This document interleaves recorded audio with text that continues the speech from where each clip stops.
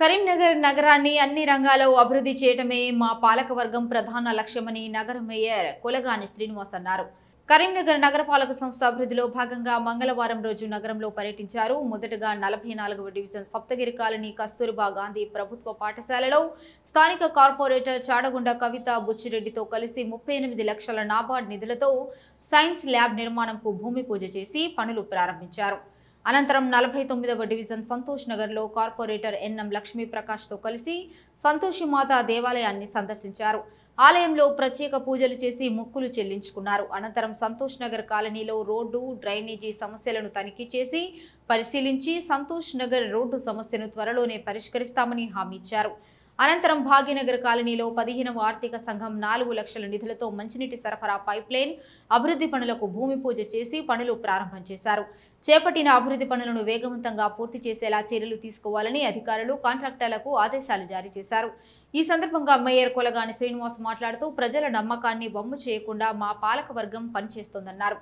శివారు ప్రాంతాల విలీన గ్రామాల డివిజన్లో ప్రాధాన్యతగా అభివృద్ధి చేస్తామని తెలిపారు.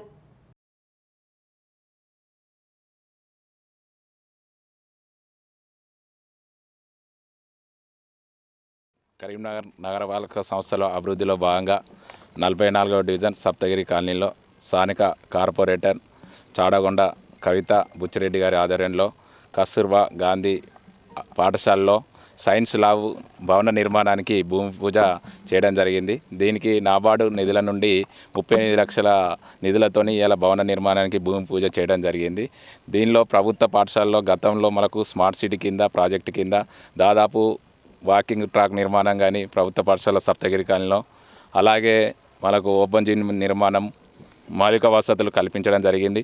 ఈరోజు కస్తూర్బా గాంధీ పాఠశాలలో స్థానిక కార్పొరేటర్ గారి ఆధ్వర్యంలో ఇక్కడ 38 లక్షలతోని భూమి పూజ చేయడం జరిగింది సైన్స్ ల్యాబ్ నిర్మాణానికి. అలాగే ప్రభుత్వ పాఠశాలలో చదువుతున్న విద్యార్థులందరికీ మౌలిక వసతులు కల్పించాలని, వాళ్ళు విద్యారంగంలో ప్రభుత్వ పాఠశాలలో చదువుతున్న విద్యార్థులందరూ ప్రైవేట్ స్కూళ్లకు ధీటుగా అభివృద్ధిలో వాళ్లకు ఇక్కడ పాఠశాల అభివృద్ధి చేసి మౌలిక వసతులు కల్పించడంలో నగరపాలక సంస్థ ముందుంటుందని తెలియజేయడం జరుగుతుంది.